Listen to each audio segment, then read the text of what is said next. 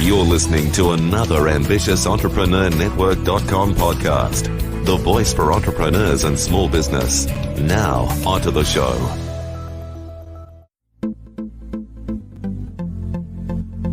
This is Women in Leadership Podcast, featuring success insights from women around the globe. Now, over to your host, Anne-Marie Cross. And welcome to another episode of Women in Leadership Podcast, brought to you by the Influence Alliance, the business building community for coaches and consultants who want to build a sustainable and scalable business they love. And I'm your host, Anne-Marie Cross. Now, my guest today says we are all limitless. We're constantly evolving, learning, unlearning, and relearning. There is no final destination. And joining me on today's show is Renee Giarrusso. Renee is a sought-after communication and leadership expert. She's a speaker and author, a facilitator, educator, and coach who works with leaders, teams, and organizations to energize mindset and accelerate communication, collaboration, and leadership to lift performance and culture. Now, on today's show, Renee is going to share having motivation, drive, and a clear purpose can help you achieve anything. She's going to talk about if we see the gifts in both the challenging and positive experiences that we encounter, this can help us progress and others forward, help us to progress and others forward as well. And that there is no one is you. We are all unique in our abilities, our energy, and who we are as a person. So welcome to the show, Renee. Thank you for having me. I've been looking forward to this. It's been a while. It certainly has. And what I'm going to do is I'm going to hold up your latest book for everyone to see, because I know the gift mindset, which I absolutely love. And I've seen kind of the journey as you were putting that together. And there's some incredible insights that you share. And for a time such as now, with many of us having undergone some challenges that we probably would never have even assumed that we would have to experience. But share for people who may not have had an opportunity to hear you speak or had an opportunity to work with you, a little bit about the passion that you bring to the topic and obviously the work that you do, Renee. Yeah, I love people, Anne-Marie, as you know, and I think I'm a connector and I love connecting people and I guess growing people and growing with and through them.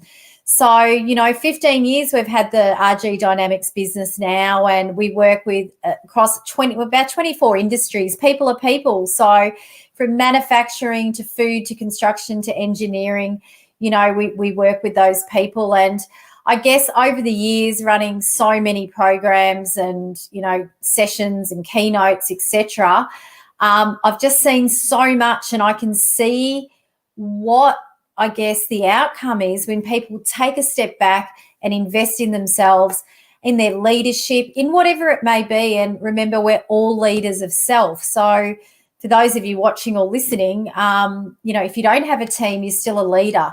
So that excites me more than anything, that everyone has the potential to become who they are and to continue to, evolve into who they're becoming. Yeah, I love that. Love that. And I love the work that you do too. It's so very important. So you talk about having motivation, having drive, and having a clear purpose can help you achieve anything. We hear a lot about, finding your purpose, discover your purpose. How do you think we are doing? Is that often an area that we do need clarity on, and one of the reasons why maybe we haven't been able to achieve that thing because we're not clear around that purpose? What have your... You're spot on. I mean, if you walked up to someone in the street and said, hey, what's your purpose? That is such a big... where does it end, And I always say, what's your intention, or what's something you're curious about? That's a really good way to tap into your purpose. A lot of the time, the things we're curious about, we sort of get curious, a bit like watching a magic show, wonder how that could look, and then we forget about it and default back to the doing. So have a think about what it is you're curious about. Purpose drives us. And I think having intention, having a purpose each day even, not a big lifelong purpose, is really important. I guess without purpose, and if I work with clients and I say, where do you want to be or where are you going? And they can't answer that, I'm like, well, we're in the car together literally, and we don't know where we're driving to. So, yes, it's the old adage, it's about the journey, not the destination. But I think having a bit of a point of where you want to go, what's your intention is important. And I'd love to share with you a metaphor out of a book that I've recently read that I highly recommend called Into the Magic Shop, a fantastic book about a neurosurgeon, without ruining it all, who had a really bad childhood but studied magic to understand being present and mindfulness. And he has this great metaphor, Anne-Marie, that I just love, and you know me and metaphors, love them. And what he says is, when you look at what you want, it'll probably look like an opaque window, a foggy window. And the more intentional we are, it's a bit like a demister. So the more intentional we are, the clearer that vision will be through that window. And I just love it, because I've even put it into practice the last 2 weeks. A few things I can see clearly and a few that I can't. So I'm like, why is that? Am I not being intentional enough? Or is it what I think is for me but isn't best for me or the business? So purpose is important. Once you have your purpose, a bit like a car, the car's your purpose, the fuel is your motivation. And a lot of the work we do is on understanding what lights people up and getting them to satisfy that, because then, as you know, it doesn't feel like work. Yes, that's right. Yeah. As we know, many of us have gone through quite a challenging time and having to find new ways of bringing our work to the fore, particularly those people who are working face-to-face. They're now being able to do a lot more online. When you look at, and we're going to talk a little bit more about some of the gifts which you mentioned, because I think many of those gifts and how we look at something, whether it's a gift or maybe, one of those gifts we unwrap and go, no, we're going to take that back and exchange it. That's going to also impact how soon we're able and how well we're able to get to live that purpose and so forth.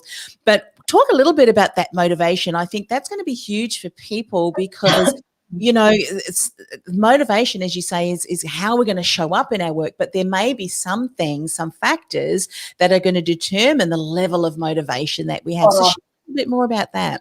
Yeah, motivation's an energy. It is. You can tell when someone's lit up and really motivated, or when they're just complying and it's a bit forced.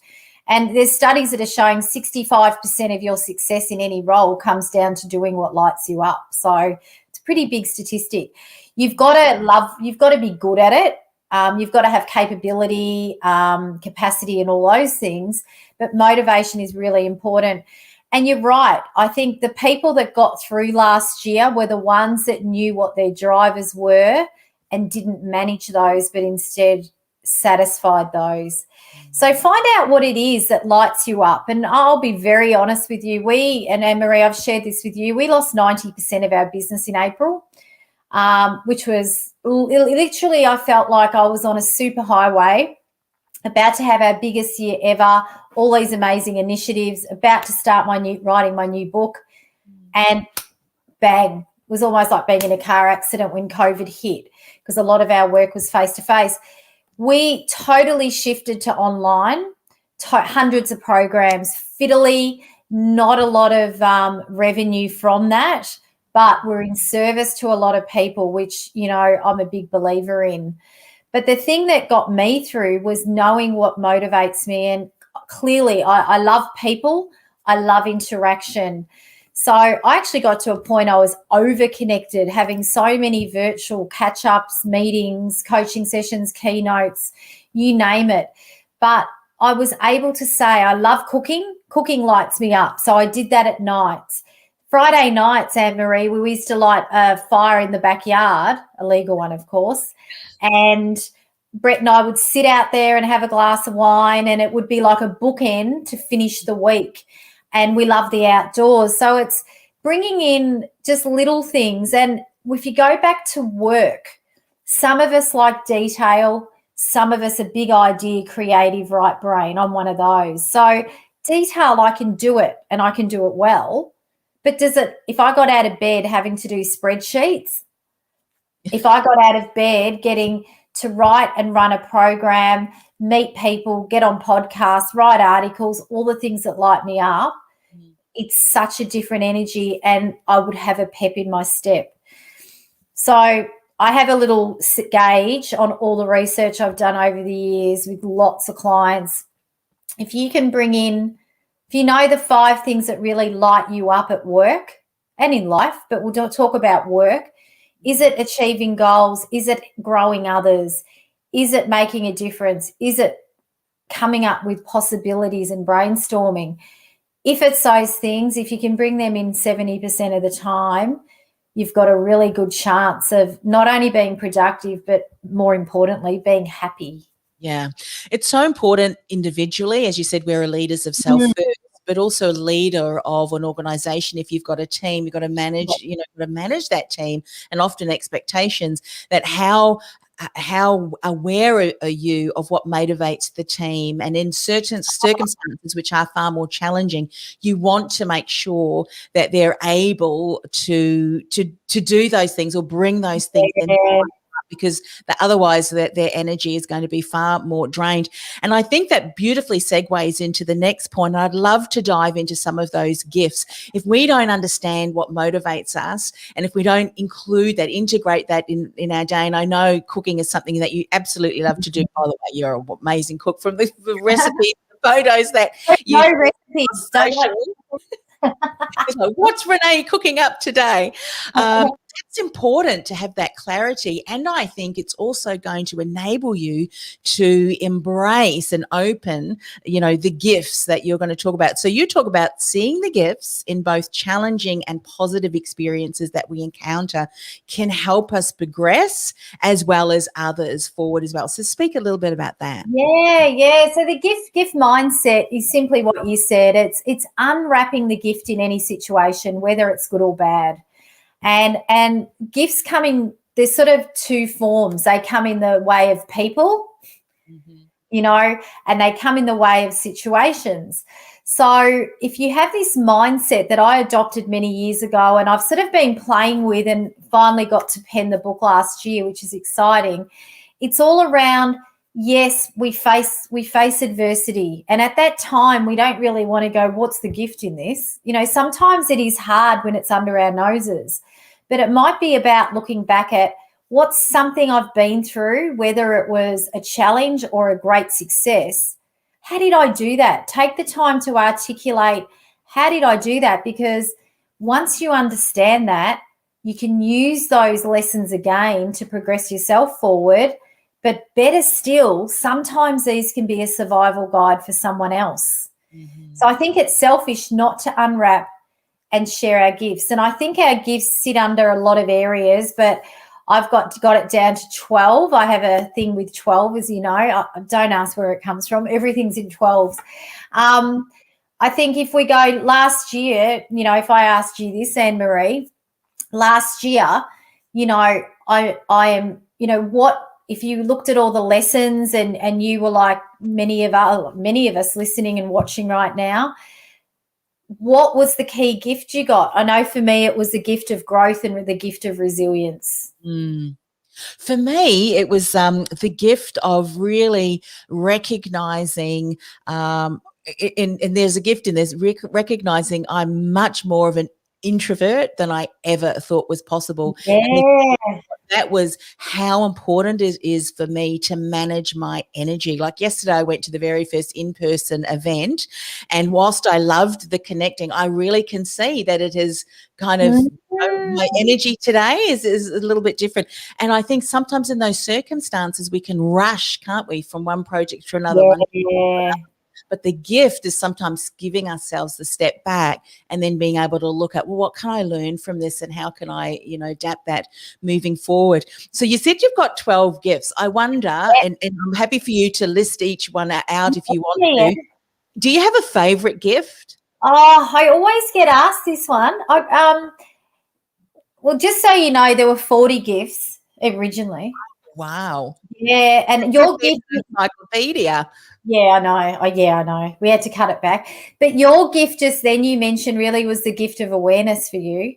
Going through what you went through enabled you to step back and go, this is where and when I get my energy.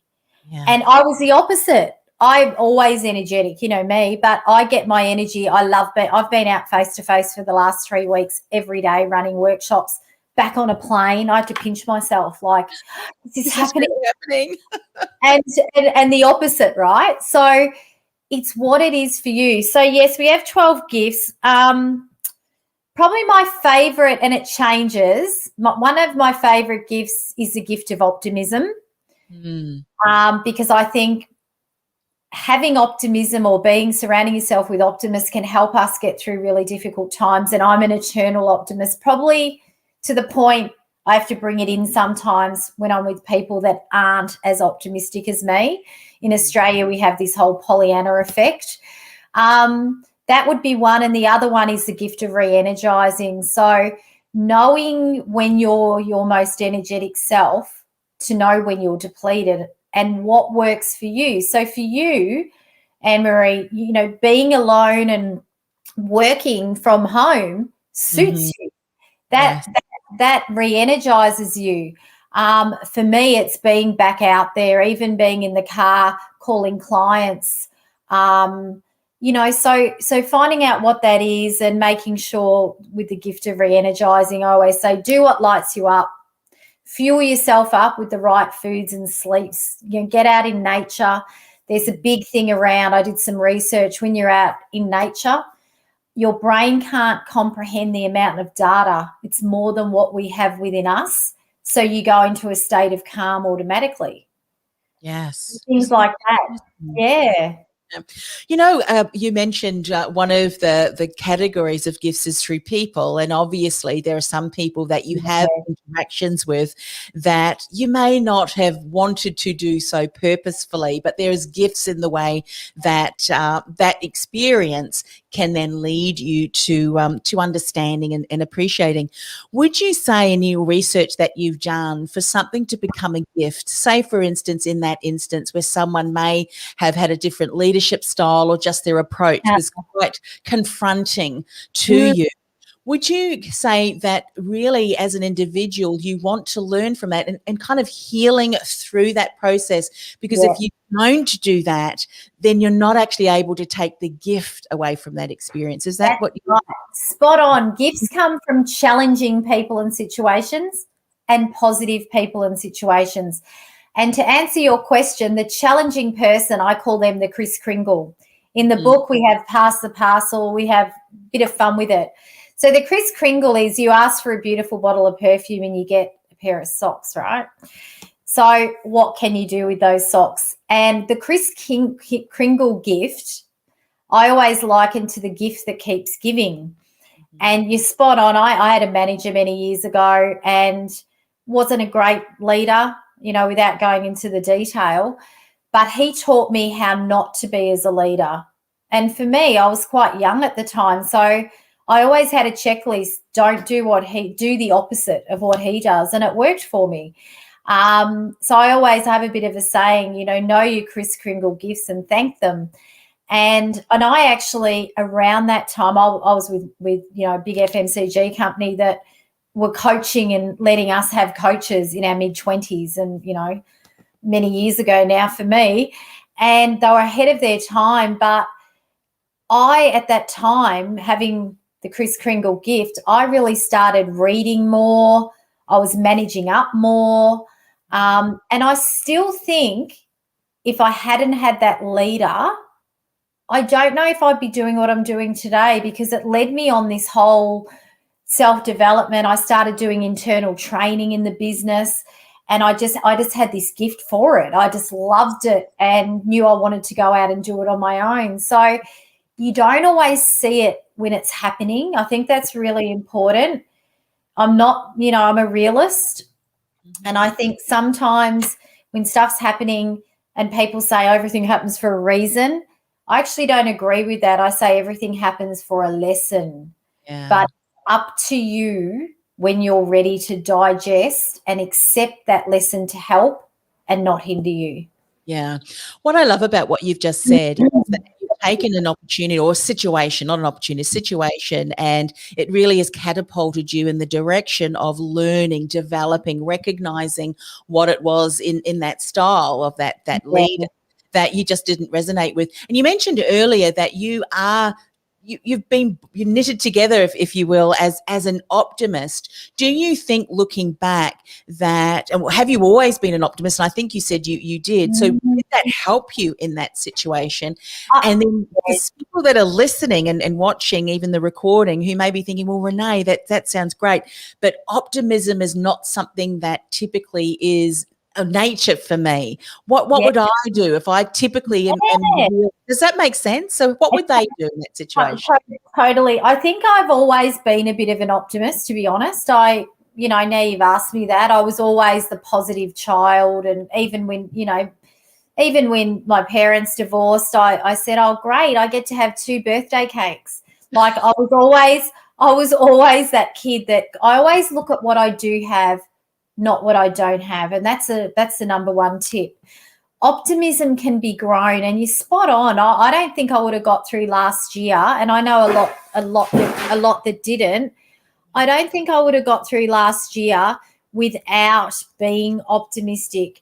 And where you can, surround yourself with optimists and limit in a nice way your exposure to pessimists. I think pessimistic people, glass half empty, half the time aren't even aware that they're pessimists. And I think, and they might be in your family, they may be people you can't avoid, but limit your exposure and be around people that make you sparkle. Yes. The second one is smile and laugh like an optimist. If you smile at someone, 100% they will smile back. They will. And if they don't, they're probably not your sort of person. And they're not someone you want in your circle anyway. So next. Laughing. Have some fun. All the studies on laughing. You got serotonin, dopamine, all your endorphins lift. Having a good laugh is really important. And I think, I've done a little bit of work, and I know Victor Purton at the Centre of Optimism, and a question they ask, which I'd love everyone to write down and answer if you're watching this, is what makes you optimistic? What makes you optimistic? And that actual question can actually lift your optimism. So what makes you optimistic, Anne-Marie? Well, I was just thinking about that, and I think it goes into my motivation and drive. Optimistic, if I know that I've got a new creative project and I can dive in, and that's flexibility and creativity, I'm really the optimism, because it's the excitement, that kind of thing really excites me. Yeah. I love it. So it's a good question to ask, and on any day it'll change. I ask it, and I get asked it a lot. And, one thing last year for me was I knew anything I'd been before, I could go through again. Yes. And another thing was I knew everyone needed what I had. I just knew I had to change how I delivered it. So, optimism is, and another really good one is greeting with intent. We all go, hi, how are you? And people go, good, but, and we know the truth's after the but. And I think however is but's cousin, I'm good, but however. So, you don't want to sound too Pollyanna, but my mum always used to say to me after school, and still does, she goes, what's the best thing that's happened today? Or, what is it that you did today that's going well for you? So think about the way you frame your greeting, but also the response. Busy. Everyone's busy. No one cares. And everyone wants to be busier than the next person. So it's just reframing, like, got a lot on, but it's all great and I'm working on this, So just be mindful of that. So they're the main keys with optimism. And in the book, as you know, we cover the 12 gifts. You get a story or a case study with each gift, and 6 to 8 key little tips to deepen and develop the gifts. And the gifts are life skills, or what people call soft skills. Renee, it's probably a really good opportunity for you to share what your podcast is, because I know that you've been featuring some guests on there who have been talking about a specific gift that's shown up for them in their lives. I think that would be really helpful for people listening today. How can people find your podcast? Yeah, so the Limitless Leaders podcast, you can jump on reneegiarrusso.com to get access, or it's on all your favorite podcast platforms, Apple, Spotify. And you're right, Anne-Marie, that we've been interviewing a lot of people that feature in the book. So recently we had Kate Stewart, who talks about the gift of curiosity, which might be one we'll talk about. And she's a founder of Stay Tray, a sustainable coffee cup tray that's doing amazing things for people and planet. Yes. And, you know, recently we spoke to Rowan Dredge, and we've got Zamil Chowdhury coming up. He shares the gift of forgiveness. And Victor Purton, the gift of optimism. So, you know, our podcast, as you know, is it's very broad. We get a lot of a diverse, from emerging to C-suite listening, from mums and dads and teenagers. So it's all about self-leadership, leading others, and leading decisions in your life. And I interview lots of people from all walks of life, I guess, around their leadership journey, or their business journey. And you probably have to admit, Anne-Marie, they're all a bit different. We don't follow the same structure. Good. Yeah, no, it's good because, and I think especially moving forward through this year, through what everyone has gone through, and this is from young right through to, you know, mature people, everybody really. So no matter what age group. And I think the way in which you approach a situation, the words that you speak over yourself, I mean, once you've got that out, I mean, I'll often say to my kids as they're going out the door, have a nice day. And every now and again, one of them who goes just about to, and I'll just say, well, cancel and erase that. Have a wonderful day, and just whatever it might be, because what you say will often come to pass because you've just spoken over yourself. But anyway, let's talk about the gift of curiosity, because being curious is just something that I know that I am, and I know you are too, Renee. But so what's the gift of curiosity? Share a bit more. So the gift of curiosity. So maybe you've been through something and you've got through it, and curiosity may be the gift that you unwrapped. So I know, if I don't mean to keep going back to last year, but I had to have I've got a curious mindset, but I had to be curious about technology, running things virtually, setting up a studio, knowing it could all go belly up with, 30 clients on a call. So curiosity, I believe, helps us explore, learn, and develop. Now, curiosity is, like I said before, there's state and trait curiosity. Some of us are born very curious and develop that muscle. Some of us, like I mentioned, will look at a magician and go, wow, that was amazing, and forget about it. So you're just in the moment. So some little tips to have a curious mindset. There's 3 steps. So the first thing is observe. What's something you've been observing that you're curious about? Something you may have seen on TV or a podcast. You may have come up with an idea and you've sort of thought about it. Then we need to go from observation to provocation. Ask questions about that idea. Maybe do some research. And then last but not least, exploration. So that's where you then do something about it. A lot of people ask me, Renee, how can I flip my mindset to be curious? And the number one tip I give people is to change statements into questions. So right now, if you're thinking, gee, I love what that business is doing, you might be looking at another business or something. Ask yourself, what is it that I love that business is doing? And straight away, your mind sort of fires up to sort of question things, perceive things differently.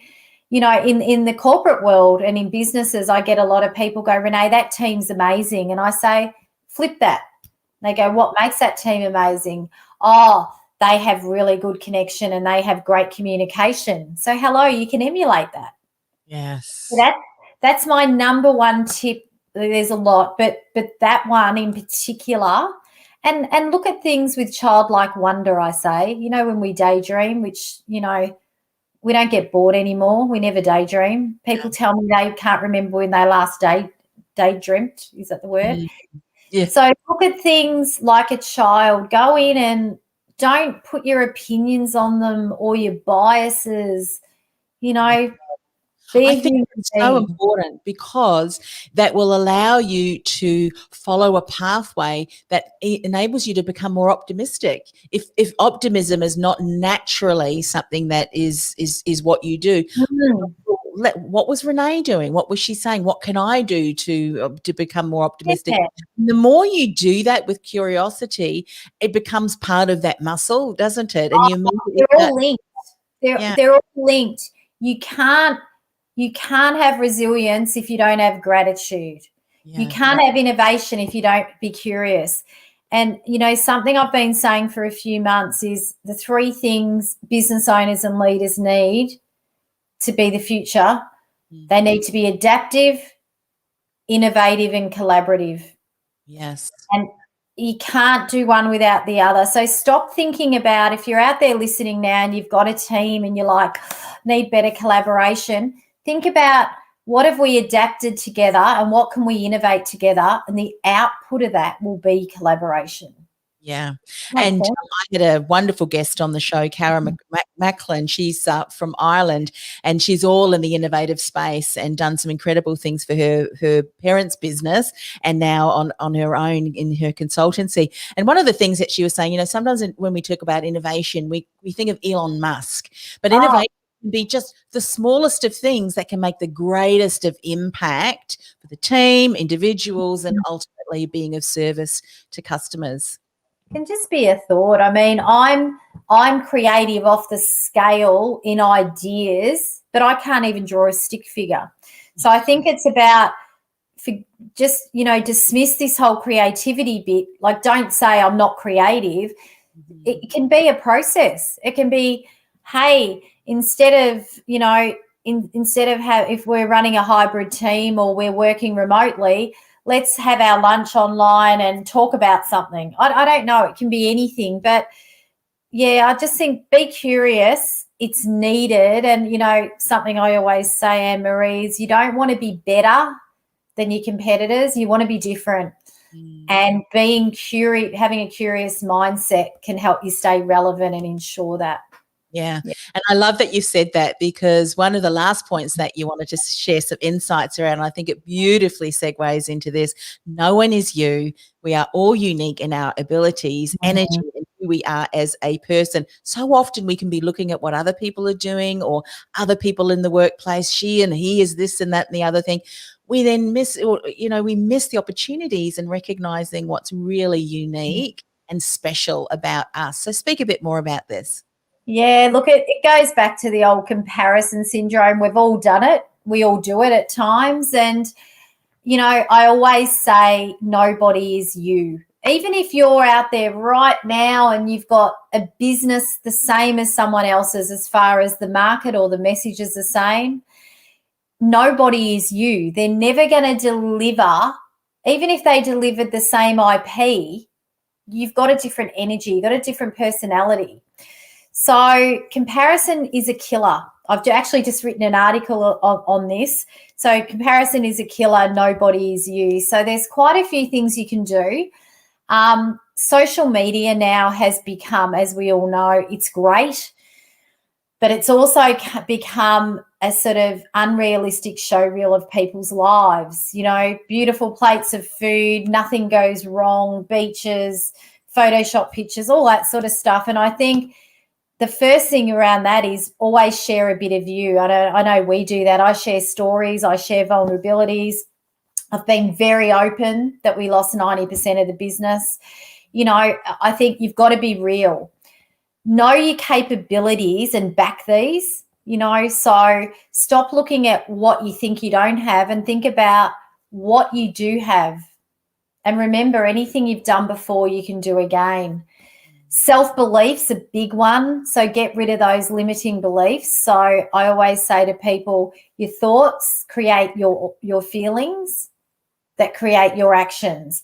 So if you're thinking, oh my God, I'm never going to be like him or her, you're going to feel withdrawn, and the action you might not do anything. You might sit back. But if you were to flip that and say, you know, I have everything I need, or I have my own special sauce, what is that? Then you're going to feel a bit more motivated and you'll probably go and take action. So just remember, that's something, thoughts, feelings and actions, you can't control any of it but the thought piece. It starts with the thought. So reframe that dialogue. You know, if I ever get nervous, I say I'm excited, and it actually works. It's a reframe. If something's hard, I'll say it's unfamiliar. It's not hard. I just haven't done it before. So how could it be hard? How do I know? So just be mindful of that little voice in your head and flip that to serve you. And believe it or not, you know, beliefs, the irony, beliefs are lies we tell ourselves. So make them good ones. It's so important, especially when you consider that there's so much in just what's happening that we need to navigate. And everything that you said will really allow us to be curious, to open up opportunities that we may not have considered before, but certainly embed the thoughts, the emotion, all of those things that we want to be doing that intentionally and purposefully. And then when we do that consistently, we'll find that we're able to far quickly or more quickly observe and be able to take the gifts away. Do you find that's probably something many of your guests have said? The more curious they are and so forth, they're more able to take those gifts away from those. Take some self-reflective time, and we've all got lots on. So I always say to people, even if you're in the car, you know, what have I learned from that? You know, just have deeper. It's all about awareness, acceptance, and action of the gifts. And something you mentioned earlier, Anne-Marie, that's really important is purpose. How do you know your real purpose day to day if you're not being curious to explore? You know, so think about that as well. Yeah. Fantastic. So I've got, for those who are listening, you won't be able to see that, but this is why you want to come and join us on the live streams. I've got Renee's website up here. So Renee, what's the best way for people? There's the cover of the book so that you can go and grab a copy from Amazon or click across to Renee's website, but share all of the ways that people can connect with you, Renee, and how they can get a copy of your book. Thank you. So reneegiarrusso.com is our website, and we've got lots and lots of complimentary resources, diagnostic tools, white papers, etc. And that outlines all of our tailored programs, all our media articles too, Anne-Marie, and interviews and access to our podcast. And we also you can book in and just have a complimentary chat with me. Giftmindset.com is another website that's dedicated to the book. And I've interviewed about 20 people on the gift space about their gifts. So you get access to these videos and also a downloadable infographic poster on each of the 12 gifts, which is awesome. We've got lots of companies printing them off, people putting them in their office. So feel free to jump on those. And as you mentioned, the book's available in all good bookstores nationally. And Amazon, Australia, UK, US, and Booktopia and Goodreads. Yeah, fantastic. And if you're not following Renee over on LinkedIn and across some of the other social platforms, certainly do that as well, because I know the content that you continue to share always is very much, you know, from that optimism and so forth, and always really sowing some incredible messages in across the feeds there. So Renee, thank you so much for coming on the show. Thank you so much for writing this book. I know it has really been something that you've really spent so much time putting together, but I think moving forward, let this be a gift that you actually give someone else, because then they're going to be able to unwrap many gifts for themselves moving forward in 2021 and so on. So thanks once again for coming on the show. Oh, thanks for having me, and thanks for those that have tuned in or are listening. And I really hope that you glean some value. Your podcasts are great, Anne-Marie, so well done. Thank you. This podcast is brought to you by theinfluencealliance.com. Want to influence real change with your message by becoming known as a trusted authority in your industry while building a sustainable and scalable business you love? Find out how by accessing our free podcast series at www.influencealliance.com. www.theinfluencealliance.com/podcast series. That's theinfluencealliance.com/podcast series.